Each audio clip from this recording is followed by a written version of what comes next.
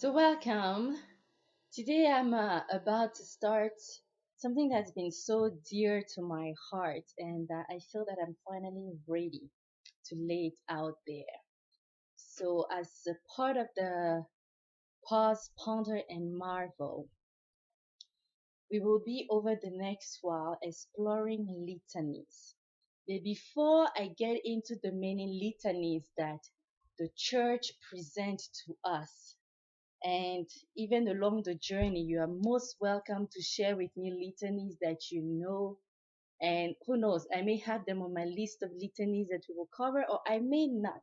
But hopefully, it will be something that we engage in. But before I get into it, I wanted to get us to reflect on what are litanies.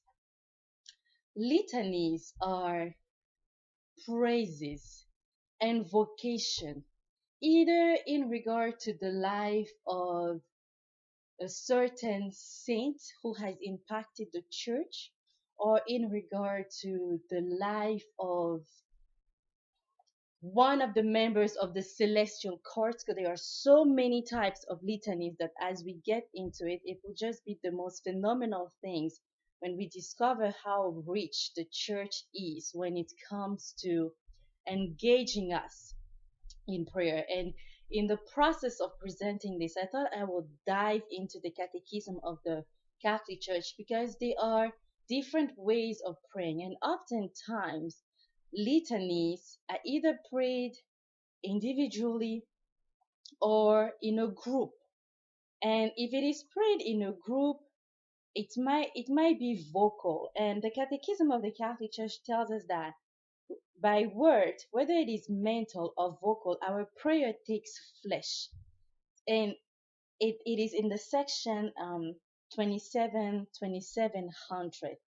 And it says in 2701, a vocal prayer is an essential element of the Christian life.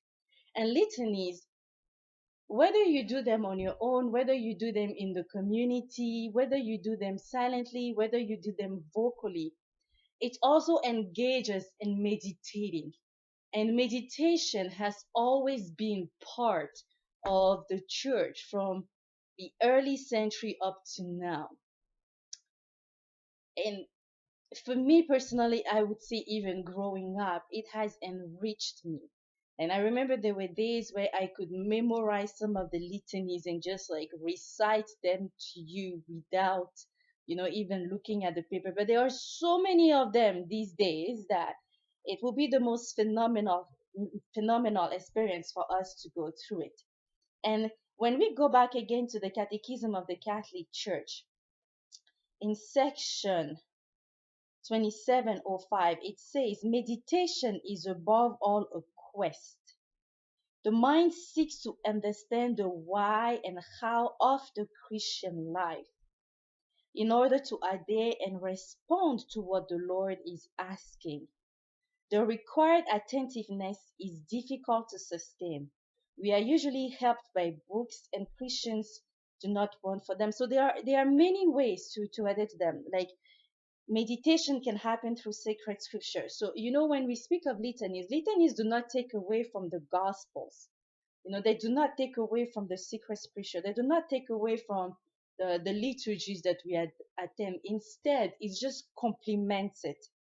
It just deepens our faith and allows us to go in depth rather than staying in surface. It expands our mind. It allows us to grow. So over the next while, journey with me, as we explore, as we walk with the Lord within our faith about litanies.